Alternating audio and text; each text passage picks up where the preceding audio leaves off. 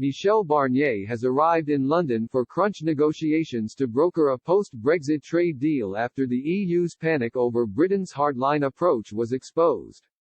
The EU's chief Brexit negotiator arrived for the eighth round of talks with his UK counterpart David Frost after Prime Minister Boris Johnson set a 5-week deadline for trade talks to succeed in time for the transition's end on December 31. The meeting comes after cables sent from the Brussels to EU capitals in the last few days reveal the bloc's unease at Britain's negotiating strategy.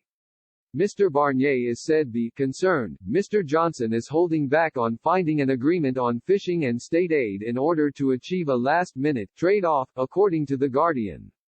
An EU Commission source said, "These points will not be easy to iron out with just a phone call between leaders. It is leaving it too late."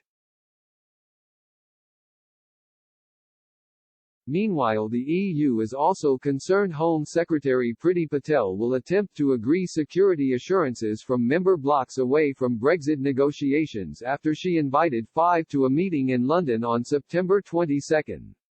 The revelation comes after talks were put on a collision course over new Brexit legislation which has dismayed senior EU figures, who are concerned it could override key elements of the withdrawal agreement that sealed the UK's departure from the bloc in January.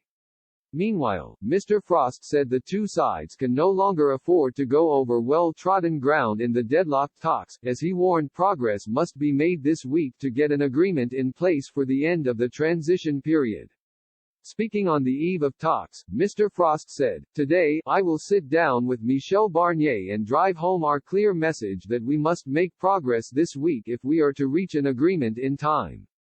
We have now been talking for 6 months and can no longer afford to go over well-trodden ground. We need to see more realism from the EU about our status as an independent country."